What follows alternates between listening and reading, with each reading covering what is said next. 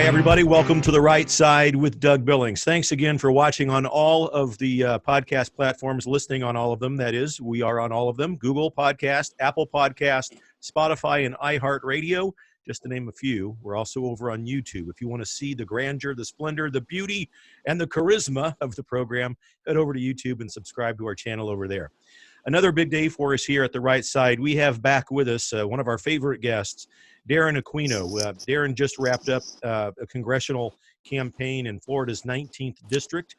The results were a little disappointing from Darren's perspective, but Darren and I have codified a friendship behind the scenes, and he's alerted me to a problem that I just felt like we have to talk about.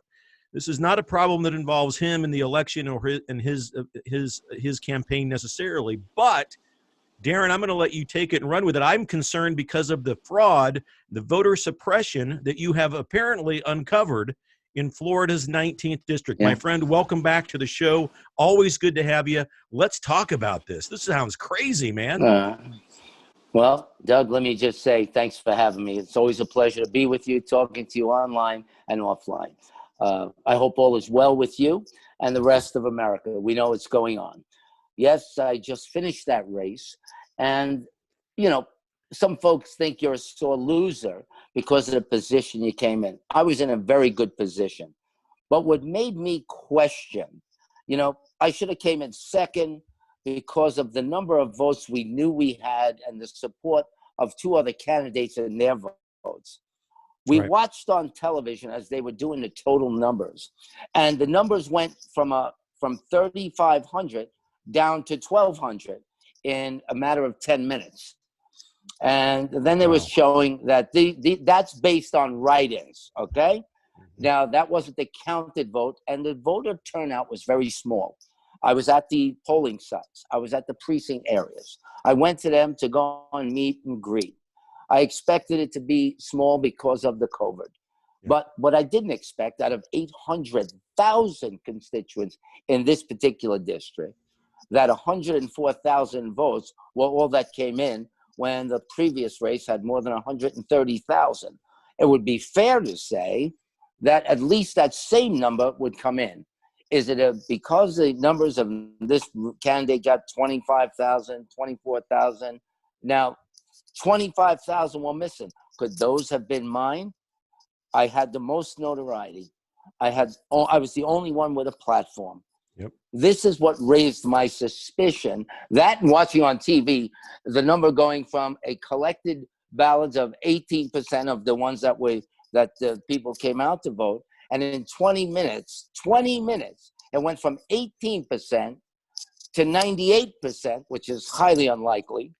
Yep. And write-ins and the fact that the mail-ins were D and R marked. Now, Democrats are famous for saying that we're the folks that do this. But we know that employees, we're Americans, and we know what disgruntled employees do because they're not liking our president. A lot of the far left, and I don't call them the far right, I call them the stupid right. Because we have to get on page. We have to get on page as Americans. Now, as the National Chief Advocate for Disabled, we had a discussion about the case I brought in 2014, and I was joined later by 2015 because federal cases, they're 1983 claims against the state for violations of the ADA.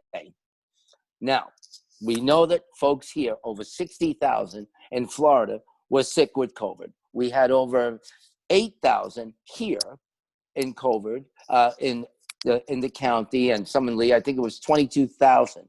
Are those my votes? It would be fair to say, yes, disabled.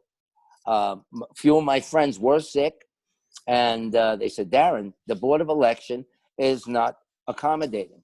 In New York, we won. Texas won. And that was now when that happens in a federal case, it's supposed to go nationwide. But what happens is you get like trickle down responses because of the lackadaisical way that state representatives failed to adhere to the federal rules and regulations of people's civil rights. And that's why we have elections, so that we can stop those problems. We're talking now. We all know how many people are disabled. Where are their votes? Here's the numbers: 104,000, 800,000 constituency. Where'd the votes go? Right. Where did So, they go? They threatened. The president was fearful of it. Go ahead. no, I was going to say there's two things that are concerning. One, I want to get a grip on what's your suspicion about the vanishing disabled votes? Or are you saying that, hang on, that the disabled members of our constituency in this particular district, number 19 in Florida, weren't even given the chance to vote? Is that what you're saying? That is correct.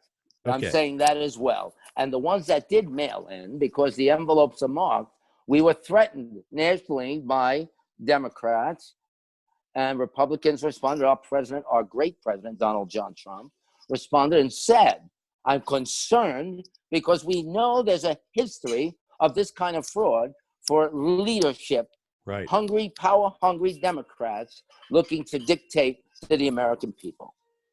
We know it for a fact. Yes, I'm saying that the Board of Election willfully refused. And one of the Republican folks I was at the breakfast the week before the election, days before, and I spoke to the woman there. The Board of Election person was there because they're voted in as well, one of the commissioners. And I said to her, I said, what is your plan, if any, to facilitate the warranted, I use the keywords because I'm the advocate, the warranted accommodations for hospitalizing people homebound?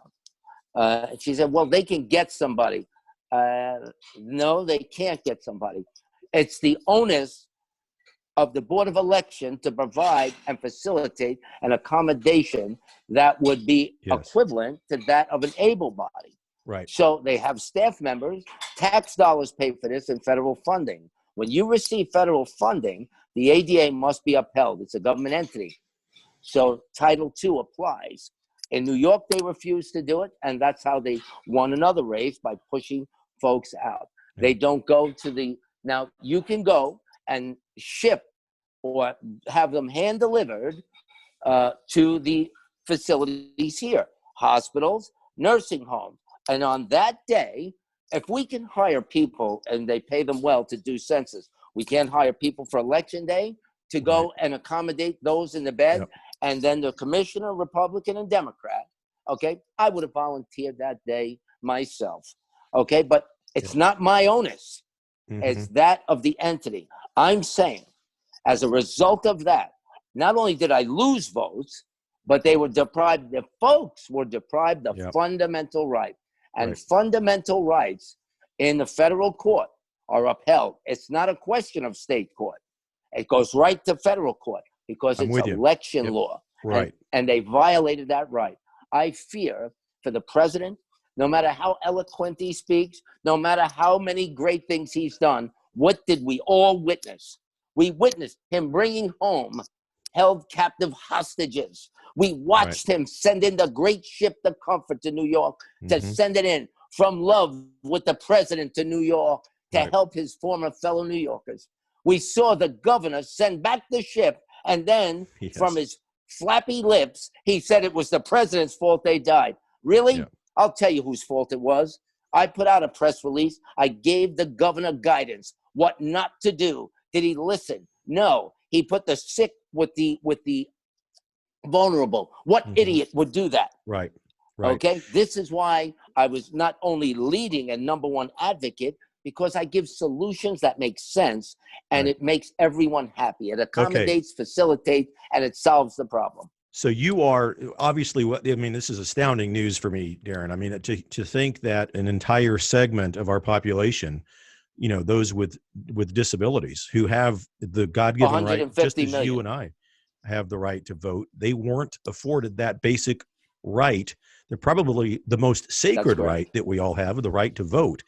Now, okay, so that's issue A that you're tackling, and you're also fearful, obviously, for the electoral integrity of the presidential election coming up, in as much as they could target Trump just looking at the envelope R and tossing it in the trash can, because we know that there are folks that don't like our president that would go to any length, moral or not, to sabotage that election. Is that part? That's also obviously your concern. At least that's what I'm hearing. That is a big part of it. Yep. That is a big part. And that's why early on in the campaign, when we got acquainted and became such good friends, I talked about the fingerprint. The fingerprint avoids nepotism. It stops the nepotism of those working, feeling arrogant in their position in the Board of Election and them liking a specific candidate and deliberately losing ballots, which is a felony. Okay, not to mention. So to put nonsense aside, how do we solve the problem? Well, first of all, I have to go to federal court. I did speak with the federal judge. Then, and in cases like this, not only there was also another thing with me. They excluded me from 3 forums as well. Right. Equal exposure is a federal mandate. Whatever candidate gets exposure from media or any exposure through the relationship with the parties, whatever one candidate gets, the other one must have the equivalent. It's not negotiable. I didn't get that. I'm not disgruntled. I am a little dismayed. I am very concerned. I could run again. I'm not the president.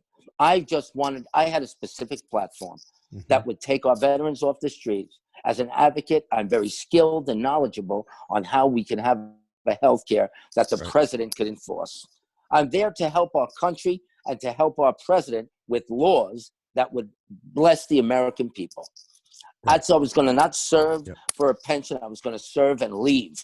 That's what it's serving your country is. You do your tour of duty and you say, thank you, God bless you, God bless America. We didn't get that. We didn't get that because they suppressed votes. We didn't get that because corruption will hurt this president. And that hurting this president hurts the country. What's the remedy, Darren? So you're going to go to court. Are you going to see this through? Are you going to find a lawyer to take this up to the highest levels you can? I spoke to one, if worst case scenario. I could do this all the way up into November and get a new election. All I got to do is demonstrate the facts. The facts are there. There's 3 postings you even saw online. They had the other candidates and I wasn't in that picture. That's what, if they do one is too many. You see? But you know, the folks are not bad, but they also got a record that can open a door for a Democrat that doesn't have any criminal background. One of the candidates took a bribe. That can be could be so challenged by the Democrat. And then I saw tweets that saying, "Ha ha, Florida's going blue." Looking at this Cindy with this very communist thinking person on the Democratic side who beat out the moderate, who was a nice man, not a bad guy, a good guy. A guy that could actually sway and become a Republican because Republican is saving the Republic. To me, that means you're a patriotic American. Socialistic behavior like these Democrats are demonstrating, take away gun rights, defund police, leave veterans in the street, homeless who serve the country and give money to illegals. What do I need to say to show America I'm on your side? Whose side are you on? So I can see this through. I'm going to see it through. We're drafting up the papers. I am very skilled in that, but it is very tedious work. You know, and some folks were thinking, there's a lot of folks behind me on the Twitter saying, no, go for it. What you're saying is correct.